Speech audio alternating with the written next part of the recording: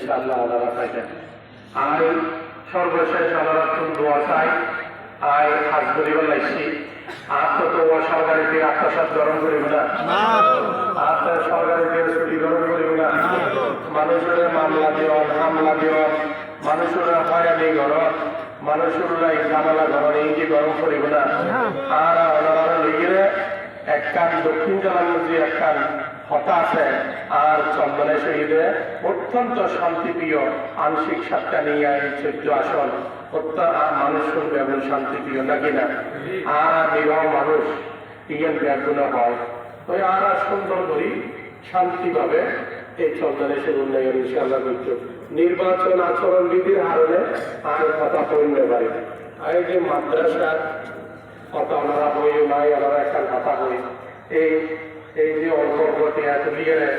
মাথা বাবু বই এত বড় প্রতিষ্ঠান ওনারা চালাই থাকতে না পারবেন না। এর যদি ব্যাপকভাবে যদি উন্নয়ন করেন ব্যাপক যদি উন্নতি করেন তৈরি আর আপনার বড় ফল লাগবে নাকি। তো আই ওনারা আয় আচরণ বিধি লঙ্ঘনে ভাই ওনারা আকারে দিত হই আয় এসিদি আল্লাহর ঘর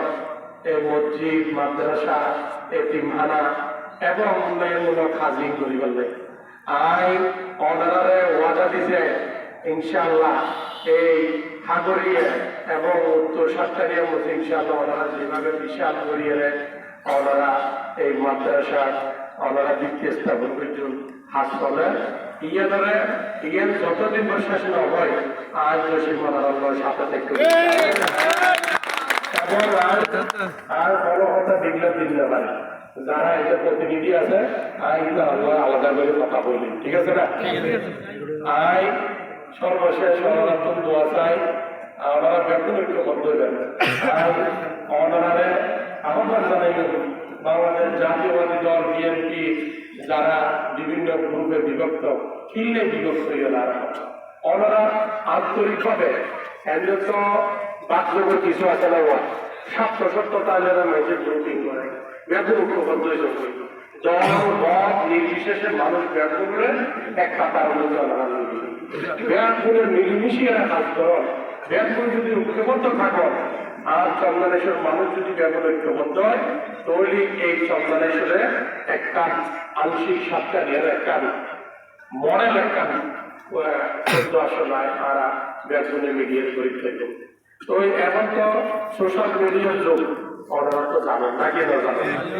ওই রাষ্ট্রীয় ক্ষমতার মধ্যে হলাইব ওনারা দুজন ধরনের নাকি না বুঝুন শুধু 12 তারিখ আল্লাহ আমাদের সুস্থ করার মাধ্যমে ওনারা যেভাবে সারা বাংলাদেশের মানুষ বাংলাদেশ জাতীয়তাবাদী দলের নাই ঐক্যবদ্ধই আয় আসামের বিরুদ্ধে